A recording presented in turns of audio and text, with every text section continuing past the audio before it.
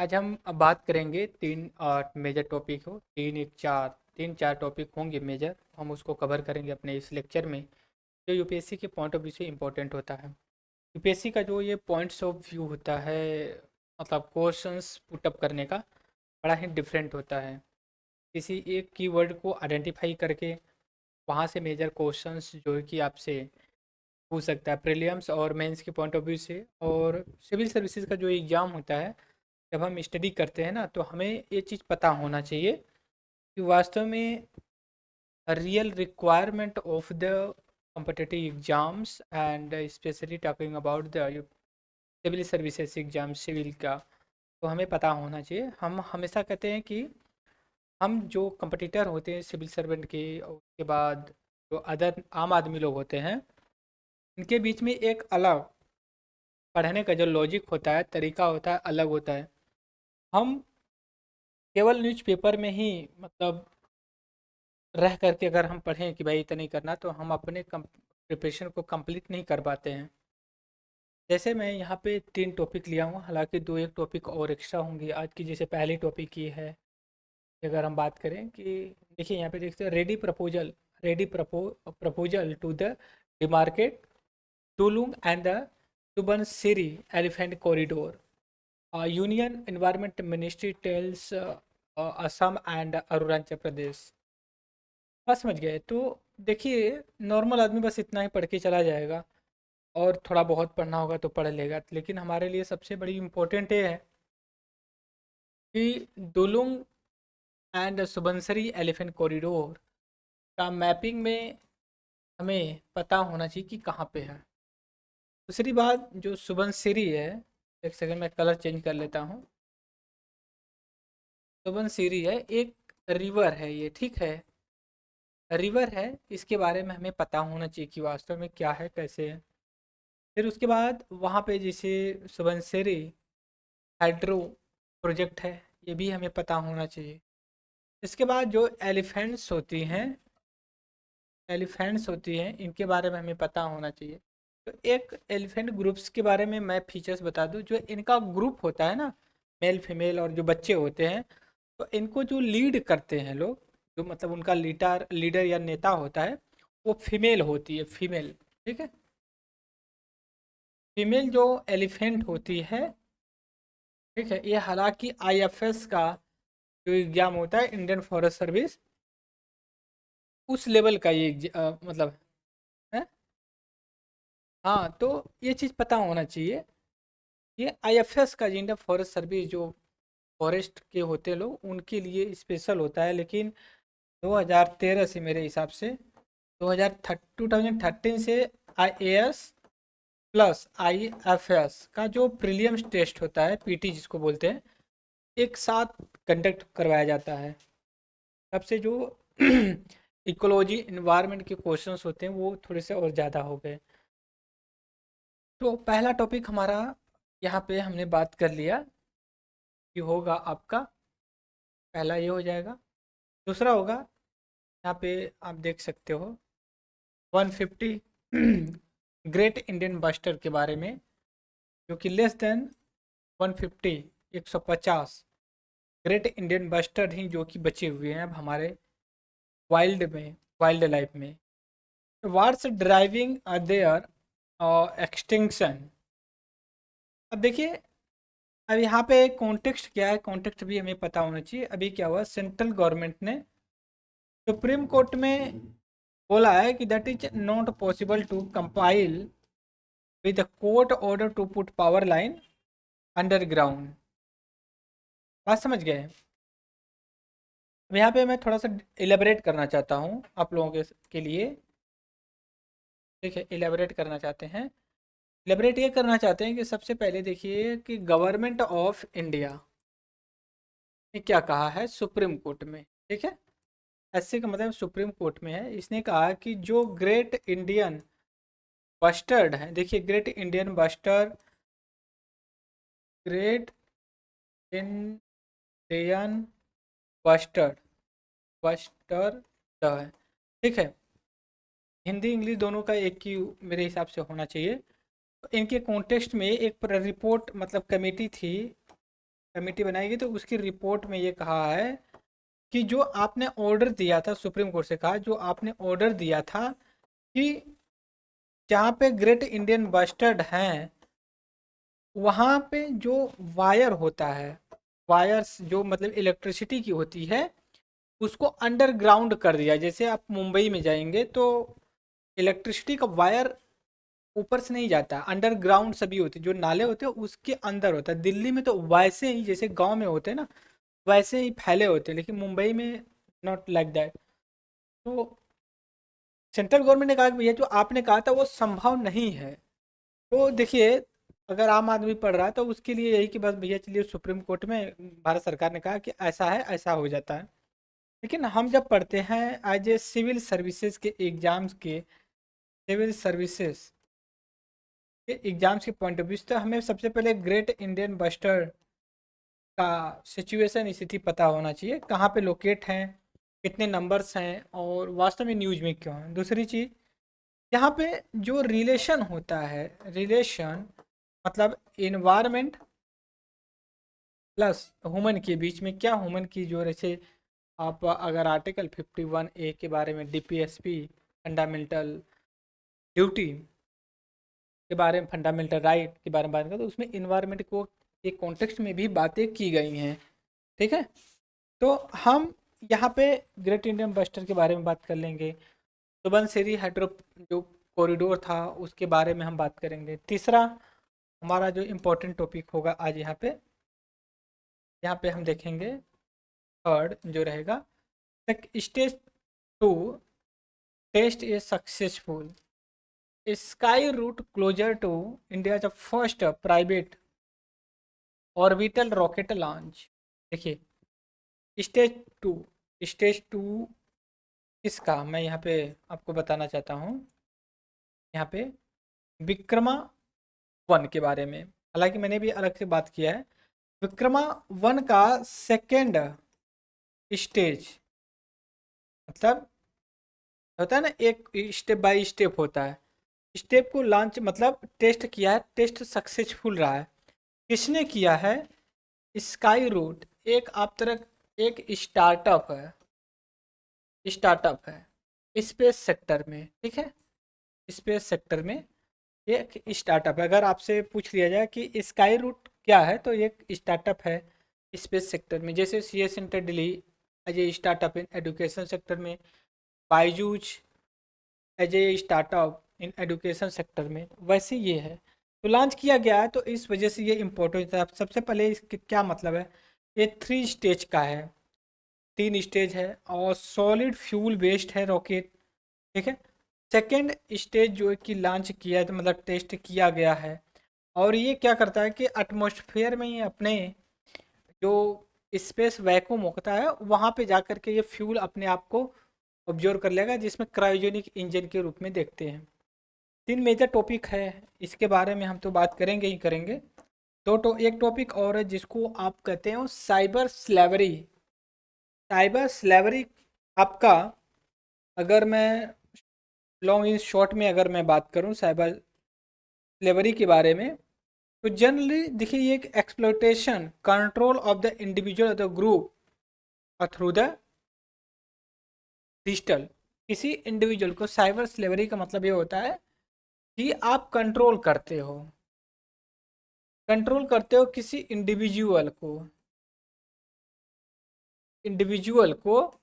By digitally.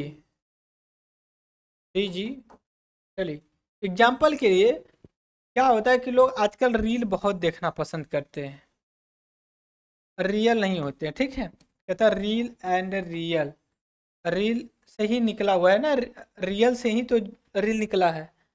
Reel का मतलब है दिखावटी। तो लोग बहुत देखते हैं, कुछ लोग मतलब आवर्स मतलब आप कह सकते हो कि 24 घंटे में 2 घंटे अगर देखा जाए तो वो अपना वेस्ट करते हैं। किस पॉइंट ऑफ व्यू से? जो रील वगैरह सोशल मीडिया पे फेसबुक, यूट्यूब, उसके बाद आपका इंस्टाग्राम, जितनी सोशल मीडिया आप यूज कर सकते हो। तो अगर आपसे सवाल पूछा जाए साइबर स्लेवरी मीन्स क्या होती है, तो कोई भी व्यक्ति आपको, इंडिविजुअल व्यक्ति कोई भी डिजिटली माध्यम से किसी इंडिविजुअल को जब कंट्रोल करता है, दैट इज कॉल्ड ठीक है। साइबर स्लेवरी, स्लेवरी का मतलब होता है गुलामी, एक तरह से मजदूर, मतलब गुलाम बन जाना। कहते हैं यार कि आप जोरू का गुलाम हो, वाइफ का। तो पुरुषों के लिए तो बड़ा विचित्र हो जाता है ना कि माँ की बात मानता है, तो उसको लोग कह देते हैं कि देखो मम्मी के पहलू पल्लू में बंधा हुआ है। बीबी का अगर बात मानना शुरू कर दे तो उसको लोग कहते हैं कि बीबी का, जोरू का गुलाम, ऐसे कुछ कहते हैं। तो इसको गुलाम के रूप में बोलते हैं, तो साइबर गुलाम ऐसा बोलते हैं। तो अब हम आकर के आप बात करेंगे। सबसे पहले यहाँ पे मैंने कहा कि great great Indian Indian bustard, great Indian bustard की हम बात कर रहे हैं। आप यहाँ पे लोकेशन देख सकते हो, फोटो फोटो देख रहे हो। दरअसल आप कुछ, मतलब इनको इस हिसाब से देख सकते हो कि जो बर्ड्स उड़ती हैं अपने पंखों से, हवा में उड़ जाती हैं, उनमें से ये सबसे हैवी बर्ड्स है। मतलब इसकी वजन 15 से लेकर के 18-20 केजी के आसपास होता है। समझिए कि 18-20 केजी लेकर के चलना आपको भारी पड़ जाता है, और ये उड़ती हैं। आप देख सकते हो इनके पिक्चर से। तो इनका जो हैबिटाट है, मतलब ये जो हैबिटाट का मतलब हो जाता है, हैबिटाट का मतलब ये हो जाता है जहाँ पे इनका स्थानीय निवास है। ठीक है, निवास बोल सकते हो, जो इनका निवास है दोस्तों। सबसे पहले निवास के बारे में पता होना चाहिए इनका कहाँ पे। तो आप जनरली कह सकते हो वेस्ट इंडिया में, वेस्ट इंडीज नहीं, waste India, India. Specially talking about the Rajasthan, Rajasthan में भी होती है, गुजरात में भी कुछ जगह हैं। ठीक है, थोड़ा सा पंजाब में भी चली जाएंगी, मत फिर पाकिस्तान में भी चली जाएंगे। कहने का मतलब है कि ये जो नेटिव हैं, नेटिव मतलब नेटिव का यहाँ पे कॉन्टेक्स्ट ये है दोस्तों ना, कि ये नेटिव का मतलब ये कहाँ की उत्पत्ति है, इनका नेटिव। नागरिकता एक तरह से बोल सकते हो, नागरिकता कहाँ की। तो ये इंडिया, इंडिया सब कॉन्टिनेंट, क्या बोले, हाँ आप कह सकते हो नागरिकता सब कॉन्टिनेंट की बात करते हैं। ठीक है, इंडिया सब कॉन्टिनेंट में आपका पाकिस्तान भी आ जाता है, क्योंकि इंडिया कहीं तो निकल करके पाकिस्तान बना, बांग्लादेश। और स्पेशली ये आपका वेस्ट इंडिया में जो ड्राई एरिया होता है वहाँ पे, तो वहाँ पे बिजली के खंभे लगे हुए हैं। आप थोड़ा सा नज़र डालिएगा तो आपको बिजली के खंभे नज़र आएंगे। ठीक है, मैं अब इसको इरेज कर लेता हूँ। ठीक है, मैं इरेज कर रहा हूँ। अब आपको देखिएगा बिजली के खंभे होते हैं, तार लगे होते हैं। तो इनके साथ प्रॉब्लम्स ये होती है कि पहली बात तो ये उड़ने के लिए ना कम से कम 200 मीटर ये दौड़ लगाते हैं। जैसे प्लेन होती है ना, 2-3 किलोमीटर चलती है, उससे फिर उसके बाद हवा में उड़ती, तो वैसे ये उड़ने के लिए दौड़ लगाते हैं। ठीक है, फिर दौड़ते हैं, दौड़ने के बाद ये अपने आप को उड़ा पाते हैं, क्योंकि इतनी वजन होता है इनका। दूसरी चीज़ें, इतने ये भारी होते हैं कि जो तारों के बीच में स्पेस होता है बहुत ज़्यादा नहीं होता, और ये फंस जाते हैं। लेकिन ये शरीर में बड़ा होने की वजह से फंस जाते हैं, ये नहीं सही है। बात समझ रहे हो, ये क्यों फंस जाते हैं, सबसे पहले ये हमें पता होना चाहिए क्या है। देखिए बहुत सी जो बर्ड्स होती हैं, होते हैं ना, तो उनकी जो आँख होती है, उनका लोकेशन, मान लीजिए कोई ऐसा, मतलब एक बर्ड्स है, ठीक है, मैं यहाँ पे मेंशन कर रहा हूँ थोड़ा सा। तो जनरली यहाँ पे होता है, देखेंगे तो उनको क्या, उनके बैक साइड का भी दिखेगा, फ्रंट साइड का भी दिखेगा, पूरा ओपन, अप्रोक्सीमेटली 360 डिग्री वो देख लेती हैं। ठीक है, लेकिन इनके साथ नहीं है ये। जैसे हम लोग एक ही साइड देखते हैं ना, बैक साइड नहीं दिखता, तो वैसा इनका होता, पहली चीज। दूसरी चीज, इनका जो यहाँ पे देखेंगे तो इनके हेड, ये देखिए ये हेड है, और सर है, मतलब जो बोलते हैं ये, उसके नीचे होता है, देखिए ये है। तो इससे क्या होता है कि इनकी जो देखने की रेंज होता है ना, बहुत छोटी होती है, और ये अपने सेंसर और आँख से देख नहीं पाते हैं, और ये जा कर के इन वायर में फंस जाते हैं। ठीक है, देख रहे हो कितना जाल की तरह बिछे होते हैं, ऐसे ऐसे। ठीक है, तो अब ये जिनकी इनकी डेथ हो जाती है, फंस जाते हैं, करंट मार देता है, उसे मर।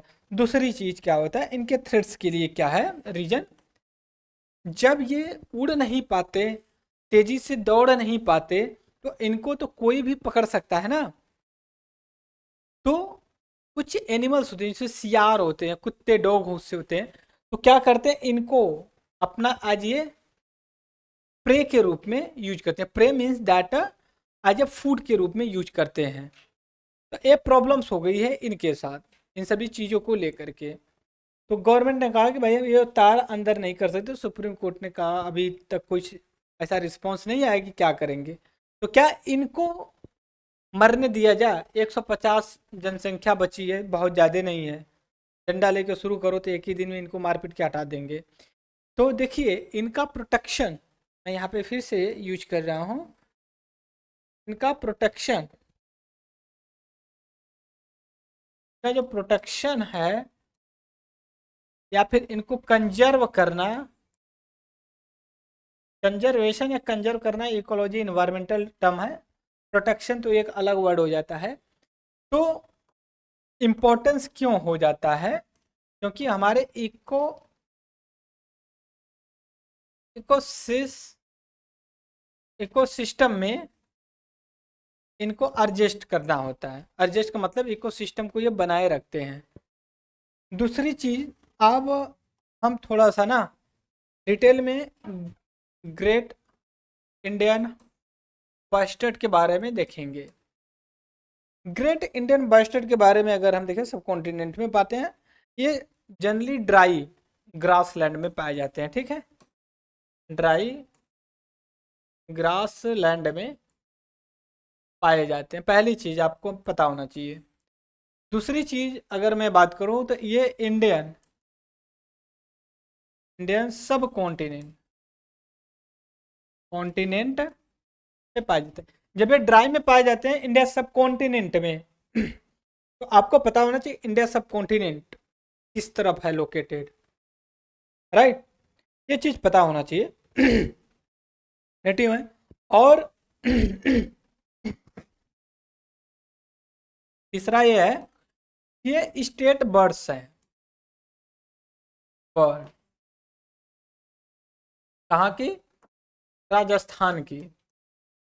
राजस्थान की है स्टेट बर्ड, राज्य पक्षी, जिसको हिंदी में बोलेंगे राज्य पक्षी। ठीक है, ये राज्य पक्षी के रूप में करते हैं।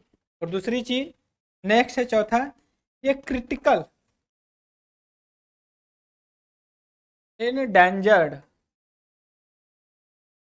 इंडेंजर्ड का मतलब खतरे में है, बहुत, कहते हैं ना बहुत क्रिटिकल आदमी, बहुत क्रिटिकल स्थिति है उनकी।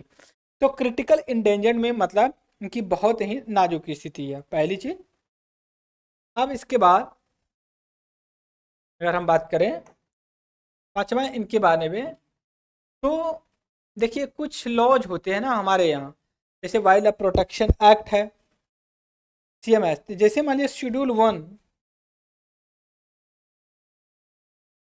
1 में, जैसे शेड्यूल 1 किसका, वाइल्ड लाइफ प्रोटेक्शन एक्ट 1972 के अंतर्गत, एंड शेड्यूल 1 में ही सी एम एस मतलब कन्वेंशन ऑन माइग्रेट स्पीसीज, यहाँ पे लिखिएगा convention on migrate species. Species में इनको शेड्यूल 1 में डाला गया है। अब इनको अगर इसमें डाला गया तो इनका थ्रेट्स लेवल के हिसाब से किया जाता है, पहली चीज। उसके बाद अपेंडिक्स, छठा अपेंडिक्स, अपेंडिक्स जो 1 है IUCN के अंतर्गत, इंटरनेशनल यूनियन कंजर्वेशन नेचर के अंतर्गत जो है कि इसको प्रोटेक्ट किया गया है। दूसरी चीज यह भी है कि इनका हमने वजन बता दिया कहाँ पे कैसे। तो इस वजह से great Indian bustard important for the UPSC civil services examination, specially prelims plus interview and mains के लिए। अब हम बात करेंगे अपने थर्ड टॉपिक का, सॉरी सेकेंड टॉपिक की हम बात करेंगे। ग्रेट इंडियन बस्टर्ड के बारे में हमने बात कर लिया, ठीक है। फिर के बाद हम दूसरा टॉपिक बात करेंगे। सेकेंड स्टेज जो हमने टेस्ट कर लिया किसके द्वारा, स्काई रूट किसका, विक्रमा। पहली बात विक्रमा वर्ड का मतलब क्या है ये पता हो जाए हमें, ठीक है। विक्रमा, विक्रमा का मतलब क्या होता है, जैसे हम कहते हैं फादर ऑफ मिसाइल, मतलब फादर ऑफ द, या फिर मिसाइल मैन। मिसाइल मैन किसको बोलते हैं, देखिए मिसाइल मैन किसको बोलते हैं, ए पी जे अब्दुल कलाम को बोलते हैं। तो वैसे ही फादर ऑफ, एक second, father of space technology in India, एक एक्स्ट्रा क्वेश्चन है आपके लिए, किसको बोलते हैं, विक्रमा डॉक्टर विक्रमा साराभाई, विक्रमा साराभाई, विक्रमा साराभाई भाई के नाम पे हमने विक्रमा वन ये नाम दिया है हमने। और ये जो एक तरह का लॉन्च व्हीकल है, ठीक है, देखिए सॉलिड फ्यूल बेस्ड रॉकेट्स, और ये 3 स्टेज का है। और जो सबसे बड़ी इसकी, अगर मैं बात करूं जो फीचर्स है, अगर मैं बात करूं आप लोगों के साथ कि इसका सबसे बड़ा जो इम्पोर्टेंस ये है, एक क्रायोजोनिक, एक सेकेंड, जोनिक जो इंजन हमने डेवलप किया है ये यूज होगा इसमें। और ये जो है कि लो अर्थ ऑर्बिट, लो अर्थ ऑर्बिट, ऑर्बिट में इसको जो है कि सेटअप किया जाएगा, ठीक है। तो ये हो गया हमारा। अब इसके बाद जो तीसरा टॉपिक है यहाँ पे, सुबनसरी एलिफेंट कॉरिडोर को लेकर के अरुणाचल प्रदेश में, ठीक है, वन सीरी को लेकर के, ठीक है। तो ये हमने कुछ पॉइंट्स को डिस्कस किया। सुबनसिरी के बारे में हम बात कर लेते हैं जो हमें लगता है कि इम्पोर्टेंस है। पहली बात है सुबनसिरी, देखिए एक रिवर भी है, सुबनसिरी एक रिवर है। और ये ट्रिब्यूटरी, सबसे बड़ी ट्रिब्यूटरी किसकी है, ये आपकी जो ब्रह्मपुत्रा, ब्रह्मपुत्रा पुत्रा उसकी, ब्रह्मपुत्रा को 3-4 नाम से जानते हैं। सांगपो, सांगपो जो कि आपका तिब्बत, चाइना के नाम से जान, चाइना में दिहांग, दिहांग इंडिया, अरुणाचल प्रदेश में। तीसरा आपका ब्रह्मपुत्रा, ब्रह्मपुत्रा इंडिया, इंडिया के असम में जाना जाता है। फिर उसके बाद ये जमुना, जमुना के नाम से बांग्लादेश देश में जानती है। जब ये पद्मा में से मिल जाती है, पद्मा से जब मिल जाती तो इसका नाम हो जाता है बांग्लादेश में पद्मा, पद्मा के नाम से, जब पद्मा के नाम से जानते हैं। और इसके बाद ये लास्ट में जब बे ऑफ बंगाल में मिलती है तो मेघना के नाम से, मेघना के नाम से जानते हैं। बात समझ गए इस चीज को लेकर के। दूसरी चीज एलिफेंट कॉरिडोर किया गया, तो एलिफेंट कॉरिडोर का जो एलिफेंट कॉरिडोर है, ने कहा ना एलिफेंट कॉरिडोर जो होता है, ये प्रोजेक्ट जो एलिफेंट है 1993 लॉन्च किया, उसके अंतर्गत किया जाता। और इसका ऑब्जेक्टिव ये होता है कि एलिफेंट को प्रोटेक्ट करना। ठीक है, तो ये हमने बेसिक डिस्कशन किया, मुझे उम्मीद है कि आप लोग उसको जरूर रिकंसिडर करेंगे। एक सेकंड। ठीक है, तो आज के लेक्चर में इतना ही रहेगा और फिर नेक्स्ट लेक्चर में मिलेंगे। राइट, तो thank you for the discussion.